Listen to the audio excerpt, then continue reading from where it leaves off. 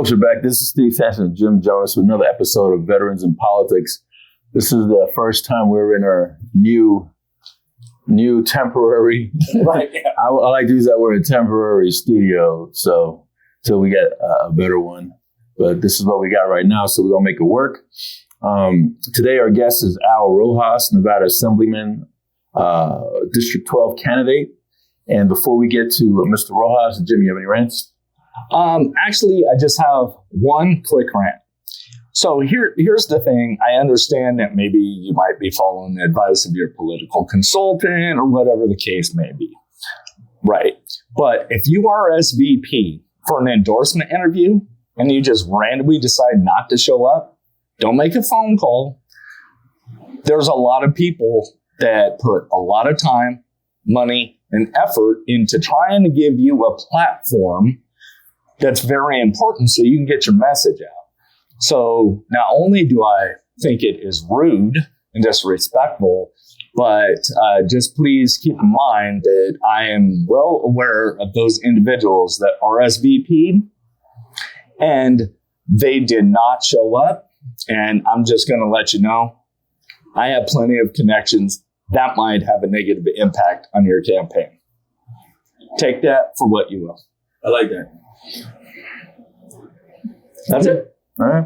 Well, Mr. Rojas. Yes, sir. Thank you for coming. Thank you. Thank you for waiting for us. Hey, not a problem. You guys are, I listen to your videos. I watch your videos a lot, and I really respect what you guys are doing for the community. You're the first person on this new It's nice. I like it. I think it's going to work. Yeah. quaint Little spot here. little spot. But I feel like I'm getting feedback. Do you hear that, Jim? You hear any feedback? Okay. Could you tell us about yourself? Okay, my name is Al Rojas. I'm 64 years old. I'm a retired electronics degreed engineer. I've been a Republican since I was 11 years old. I was 11. 11, yeah. Why did you think that you were Republican at 11? What did you do? Well, You saved your money? No, I'm going to tell you what happened is that. You didn't like taxes at 11? well, that's kind of You close were to it. against open borders at 11? I'll explain it to you. So, I'm a first generation American. And so my parents, they don't speak English. They didn't speak English. They didn't speak Spanish. So I really couldn't count on them for direction. They didn't speak Spanish? No, they didn't speak English. They didn't speak English. They didn't write, I'm sorry about that. They didn't speak English. And they didn't write English is what I'm saying. That's what I meant to say. And so I remember being in trigonometry class in the 7th grade, and people were talking about Republicans and Democrats. And I knew that a lot of my friends just didn't know anything of what was going on in anything. I didn't respect them. So I said, you know what? I pulled out a sheet of paper and I figured out what do Republicans stand for and what do Democrats stand for. And this was back like in the early 70s. And, back then it said, Republicans stand for family, God, jobs, security, freedom, capitalism, education. I go, that's me. That's the way I was raised. And they stand for fiscal responsibility, a country that pays its bills, and supporting small businesses. Now, my parents are keeping taxes down low for businesses. My parents, they worked their whole life. They used to own real estate. We used to do rentals. They had that's how they lived. And so I knew that, keeping taxes down for their business was important. They owned rental properties. And then I read what Democrats stand for. And they generally, they were just, even back then, they were for liberal, progressive activism. And I looked at all these things. I go, these guys all just want as a free ride. This is a cover up for a free ride. There's a few things that are good that I find, but mostly these people are they're just like looking for what's for free. And in my family, there's nothing free. I used to have to get up on the weekends and go help my father, paint and do plumbing and dig holes, And I'm like, man, I go, these guys, and then these guys are going to tax my parents' business to death. So I said, you know what? And then, Latinos, 97% of Latinos believe in family, God, jobs, security, freedom, capital, education. Those are our values. That's why Ronald Reagan says Latinos are Republicans, but they don't know it yet. And the Republican Party should at least reach out value-wise. The values of Latinos align with Republicans. So ever since I stuck with him, and the further I kept going in my career, and I always wanted to be an engineer since I was 7 years old, as I continued working and living life and then reading about the Constitution, I just became a stronger and stronger Republican. And by the time I got out of high school, I got accepted to Irvine, and I stayed in the Irvine, Newport, Huntington Beach area, very conservative. And I got out of LA. I grew up in the inner city of LA, or I was raised in the inner city of LA. I was actually born in Hollywood, and then my mom and my dad divorced. I had to go stay in Mexico. My grandmother raised me, and then when I was 5 years old, my mom remarried, and my biological father hated East Los Angeles, so my mom hated my biological father, so she raised me in East Los Angeles. The kid always gets the worst end of the deal, but I was always a Republican, so I became a Republican. I stuck with my values. I made a value. Being a conservative is a value statement. You could be a conservative nonpartisan. You could be a conservative Democrat. You could be a conservative, whatever you want, of any ethnicity. It's a value statement.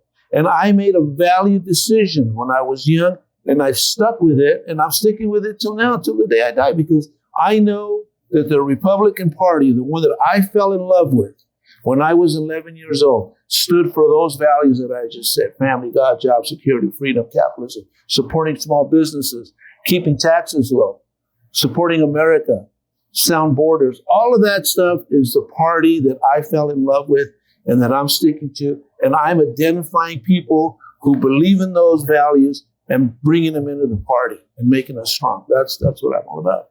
What are the boundary lines for your district? The boundary lines for my district are, I'm over Lake Las Vegas. You have the lake. They have a big mountain there, and it wraps around, and so it's Lake Las Vegas. We're in Henderson. That's correct. So there's two Lake Las Vegas. Well, yeah. Well, there's the lakes. Las Vegas. Yeah. Well, there's a city called Lake Las Vegas. Mm-hmm. It's up there in Henderson, in the Henderson area, and then North Henderson, which is Carrie Cox's area, and then I'm over in Sunrise Manor, just about a mile down from the hill where the Mormon temple's at, down to Sloan. And so it's like a mountain, and there's like three major cities around it, and it wraps around. So why are you running for this assembly seat? Well, first of all, that seat, we only lost it by 419 votes in the midterm. Now, I know that in the general, there's going to be more voters, so the margin's going to increase, and I calculated it to be somewhere between 1,500 to 2,500 voters, and I can swing that. It happens to be 40% Latino.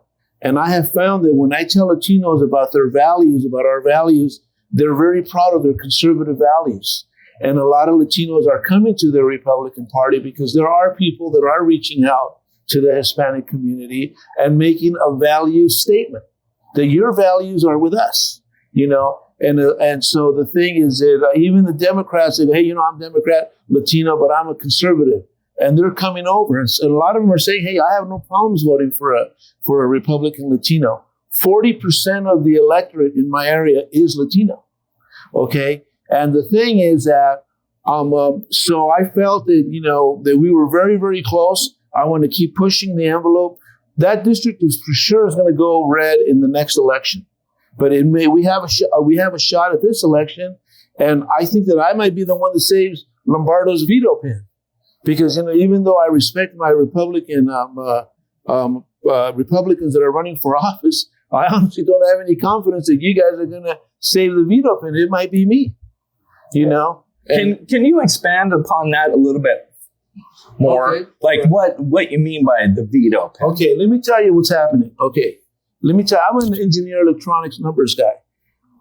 What the Democrats did is they gerrymandered every district and gave themselves a 12% advantage on as many districts as they could, and the ones that they couldn't, they just let the Republicans have them. When you have Republican voters go out and vote, generally speaking, 6% more Republicans show up for the vote than Democrats. Okay, So by them giving themselves a 12% margin, they've already calculated how they're going to take everything down and get the majority. So I don't think that a lot of these guys that are running, I don't think they can overcome that 12% margin. I don't think they can do it. I think that I can swing 15 to 3,500 Latino votes that are Democrats and nonpartisan my way because of the values that I just said. So I think that I got a great shot to save the veto pen and to bring in more Latinos to our party. Just one second, but you still really didn't describe what the veto pen is. Okay, the veto pen is this, is that right now the veto pen means that the Democrats, if they have a majority in the state Senate and the state assembly, that means that any bill that they want to pull through, the governor cannot stop it. They cannot veto it. Okay, I get it. That's what's going to happen. So right now, if we don't say that veto pen, they've already got a bunch of bills lined up that are the most radical, right-wing, liberal, progressive. We're going to be in a bad shape. And so we have to hold on to that veto pen. And I may be the guy to do it. So if you were to get elected, yes, sir. Mark, if you were to get elected, how's that? If you were to get elected, what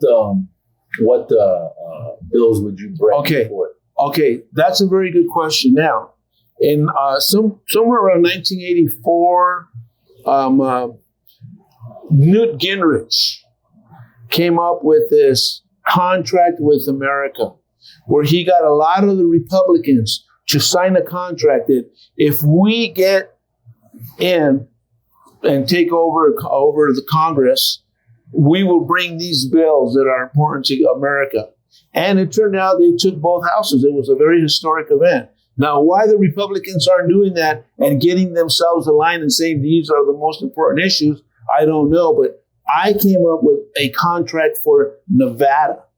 And the main three issues that I'm going to bring, the main one that I'm going to bring through is to repeal the shoplifting felony limit from $1,200 down back to $650 or below. Right now, if you go in there shoplifting, if they catch you shoplifting and you steal anything $1,200 or below, it's only a ticket. Right. And so a lot of businesses are losing, not only Hispanic business, Caucasian businesses.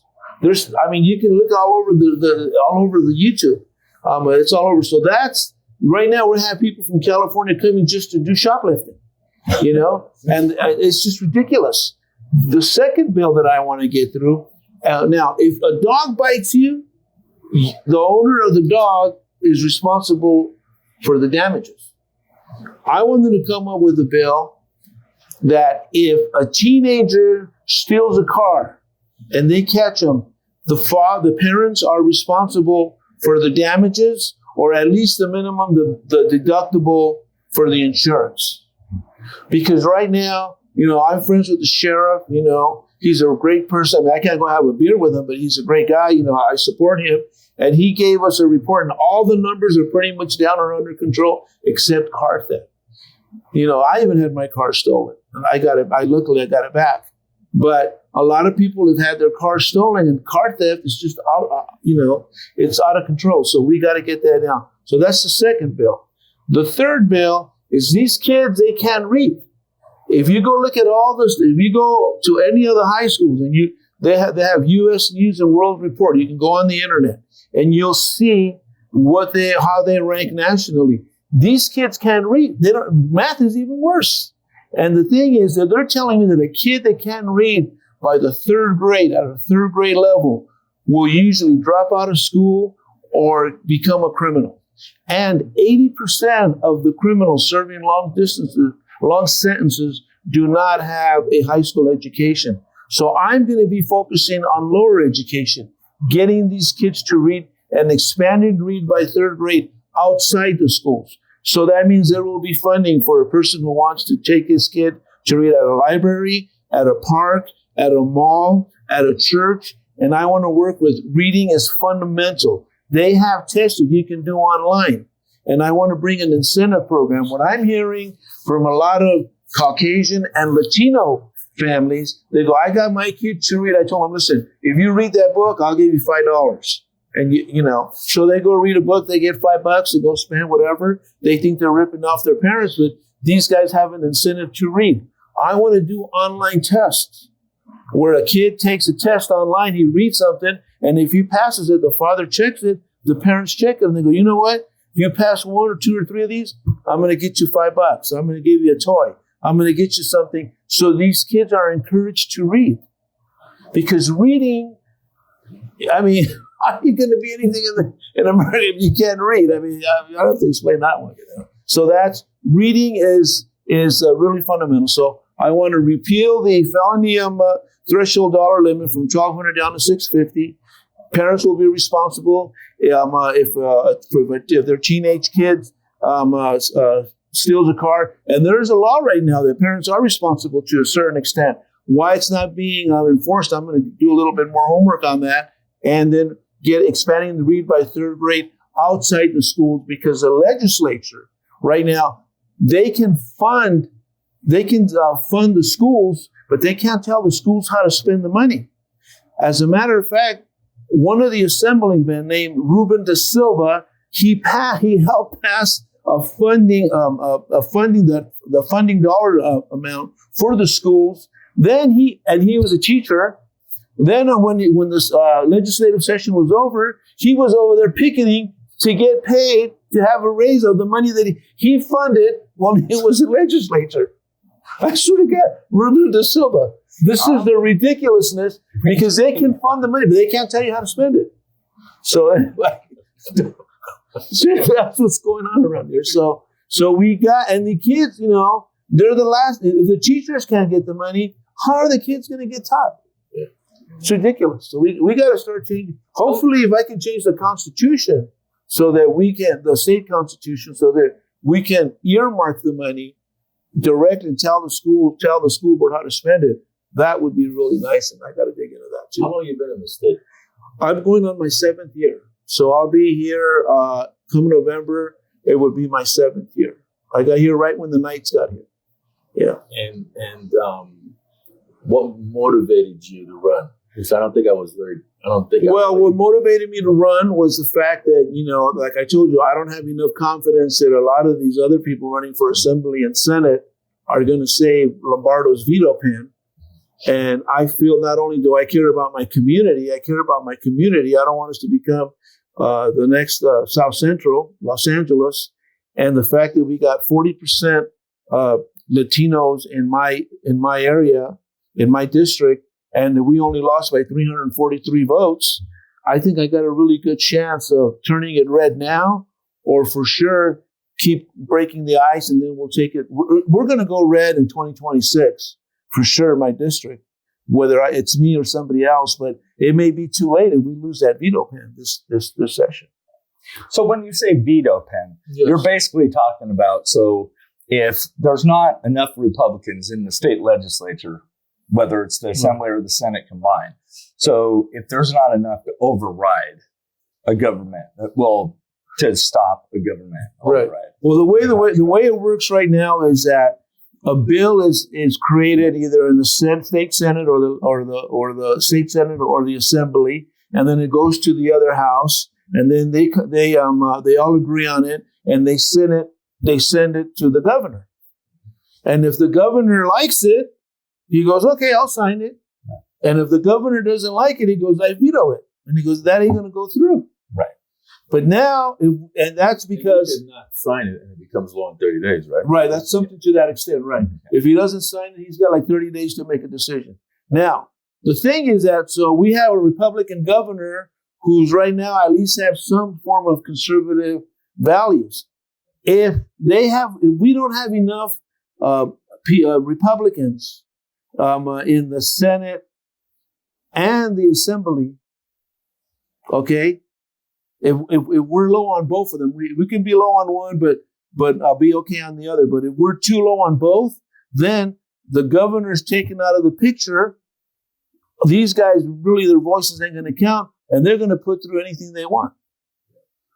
And right now, as you know, if you look at the way the state is going, if you look at some of these policies that Democrats want to do, their progressive, liberal agenda is not working. And the reason you can tell it's not working, like I grew up in Los Angeles. Look at Los Angeles, look at Orange County over the last 60 years. Who's got the better track record? You can't tell me Los Angeles is not liberal progressive. If their agenda worked, Los Angeles wouldn't be like Los Angeles. And a lot of people feel that we're going straight down that path. We're going to be the next Los Angeles, the next South Central, the next East Los Angeles, which is where I was raised, but I got out of there when I was 18. And you guys, everybody agrees with that. I think we got a shot. That's why I ran. Otherwise, I would have just left the state or left the whole area. I believe we got a shot because I grew up in LA. I was raised, and I know the problems, and we still have a shot. There's enough Republicans, but we got to hold on to that veto pin. So do you have a primary? Yes, I have a primary. I have one opponent. She doesn't even have a website. She only has a landing page asking for money. We don't know what she stands for. I don't think she wants to debate me. She won't debate me, so I don't know. I'll call her out. Her name is Sandy Roper, and if she wants to debate me, I'd love to debate her right here in front of you guys. Right. But I don't think, and I don't really think that she can. She'll have no chance of winning in the general because of the high, Hispanic vote, and you have to be able to reach out to the Hispanic community and focus on values and be able to talk to them. And they want, believe me, I've talked to the Latino community. They want a safe community. They want a voice with law enforcement. And that's another issue that I'm going to get. I wish you would ask me, how I've been involved with law enforcement and what changes we have made to avert us from going that path of South Central. How you've been involved in law enforcement and what changes Thank you very much. have you made? Okay, so in the last election, when I found out that you could get involved in electing the sheriff, I got involved in the sheriff's race, and I had the pleasure of meeting Kevin McMahill.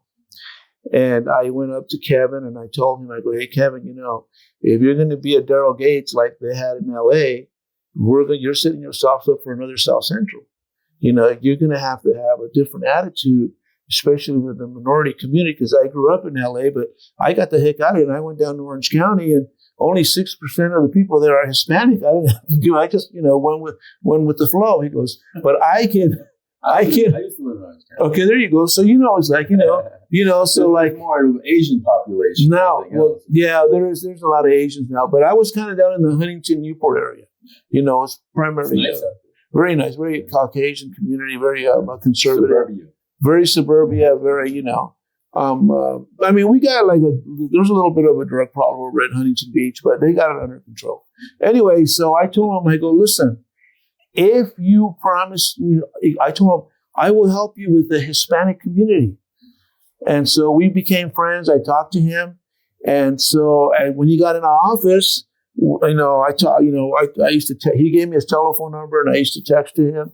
And then he created, I'm happy to report to the state, to Clark County and the state of Nevada, that we have a within Metro, they have a Latino outreach coalition, which works with the community leaders, Latino community leaders, and Latino business leaders. So they're engaged with the community. So there's a grievance with the Hispanic community.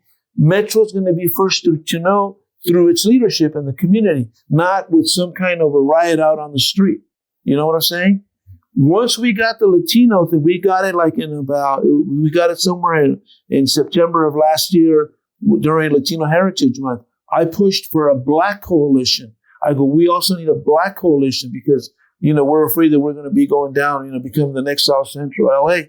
So I'm happy to report that as of about a month and a half ago, Kevin has implemented we have a Metro Black coalition, which works with leaders in the business leaders in the Black community, leaders in the Black community, and they're also associated. So if there's a grievance with the Black community, with the with the sheriff, he's going to know first through that group, and he'll be able to diffuse anything that's going on. So we don't end up like LA, where any kind of national disturbance, like a Rodney King or a George Floyd or a Watts riots or something, and the whole place goes up in smoke. LA right now, even if the Lakers or the Dodgers win a championship, the whole place goes up in smoke. They have no control. You know what I mean? You've seen it. And we don't want to be a powder keg. So we have that. We also have a coalition that is in the Arts District. Now, I've never been, I don't even know where the Arts District is, but they're telling me it's kind of high crime, and they're working with business leaders there. So Kevin, I think he's the best sheriff in the country, to be honest with you. He's better than anything LA's ever had. I mean, I can tell you that. And he is engaged with the community. And Irvine, the city that I lived in that general area for 38 years, the last 18 years, they've been voted or they've been identified by the FBI as the safest city in the country for heavy crime. And the formula is very simple. Law enforcement is supported by the community and by elected officials. It's like a triangle. And that's the formula that I'm bringing in, and I'm bringing in people to form that triangle. Number one, on the community side, you have the citizens, community leaders, community businesses supporting law enforcement. And on the elected officials, on the county level, you have the supervisors, which, they control the whole county. And then you have the cities, like the city of Newport Beach, the mayor of Newport Beach, the city of Huntington Beach, and the mayor and all the councilmen, the city of Irvine. They're aligned with the conservative commissioners, and you have a good DA, and you have a good judges. And that's the direction that we should be going in as a county. We have to start building that triangle. That's why you see Los Angeles and Orange County, which are two neighboring counties, and they're so different because they started with a conservative set of supervisors or commissioners that take control over the whole county, set up a framework, and everybody fits into that. So why not run as, why not run for county commission instead of assembly? Because, well, first of all, the thing is that what I didn't mention in that is that we set the laws for the state. If you're a commissioner and there's a state law that's hindering us from being a more conservative, and when I talk conservative, I'm not talking about, crazy, right-wing stuff or people that don't like right or being a crazy right. I'm talking about an environment where you can raise a family, get an education, start a business, start a career. That's the kind of conservative, middle solid conservatism. So if you have a crazy law like this smash and grab law, you're a commissioner, you can't do anything about that. You got to be on the state level. So I have to be up there. That's where I can make the largest impact. Okay. Well, Mr. Rojas, we really appreciate you coming on and waiting around for us. Oh, no. Hey, not a problem. Thank you guys very much. And you did a good job in that endorsement interview. Matter of fact, folks, Al Rojas is endorsed by the Joint Veterans, what do they call that? Joint Veterans PAC. Veterans in Politics endorsed him. Nevada Veterans Association endorsed him. Armed Forces Chamber endorsed him. And the Nevada Democratic Veterans and Military Families Caucus endorsed him. So congratulations. Oh, thank you very much. I really appreciate it. I really love your interviews. I mean, they're fantastic. I watch them. Thank you. Yeah. I need to watch this one. I want to see how this one is because I haven't.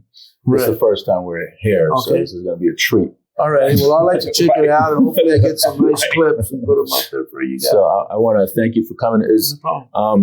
I usually say Mark is going to zoom in on you, but we're so close to Gary. I have to zoom in. But whatever we didn't say, and you want to get out there, this is your opportunity to do so and give your point of contact as well. Well, you can go to my website. It's alrojasfornevada.com, all spelled out, Al Rojas for Nevada. And with an S at the end. Al, no S, no. It's just- Rojas. Yeah, Al Rojas. Yeah, with the S. Yeah, at the end. Al Rojas, yeah. And, all I'm just saying is that we have to start building that triangle. We have to be a community that everybody supports law enforcement, and we got to get good judges. We may have to get a better DA, or our DA has to be a little more cooperative, and we got to change these laws. And right now, this smash and grab and this getting cars stolen and these kids not reading by the third grade, that's what I see as the biggest issues that we have to handle. And that's why I'm making a contract with Nevada. I get to do 6 bills. I'm going to write those 3 bills. And I honestly feel that anybody that does not want to repeal that smash and grab I don't care if you're a Democrat or Republican, you're an enemy of Nevada and Nevada businesses. And you have a website you want to Yeah, it's Al Rojas for Nevada.com. And my number is 714. I have to keep my Orange County number because I'm kind of proud of Orange County. 714-905-2673. Well, Al, thank you so much for coming on the program. Jim, thank you. Yeah. Folks, that's Al Rojas. He's the Nevada Assembly District 12 candidate. And Al has been endorsed by the Joint Veterans endorsement. So we congratulate him on that. And Al's going to let us know when he's going to have an event so we can present the endorsement to him. That right, Al? That's fine, yeah. We're going to do it at your house for a barbecue? Maybe that's a possibility, yeah. Carne asada, guacamole dip. Guacamole dip. We're going to do some fruit punch and all that. Fruit punch. Yeah. Some horchata, if you guys like horchata. I love horchata. You like horchata? Yeah, with the rice milk. Yeah. Horchata. Oh, yeah. Horchata, carnitas, and all that other stuff. You like carnitas? Yeah, I love it. Flour tortilla? Flour tortillas. Oh, yeah. We're going to get down with that. So, and then we're going to invite everybody to come down. We're going to invite everybody to come down. Might even do it right here. I never know. No, not right here. But you never know. We'll see what happens. Yeah, we'll get something going. Yeah. Okay. Alrighty. Well, thank you so much. Okay. So, folks, this is Jim Jonas, Steve Sands from Veterans in Politics. Until next time. All right.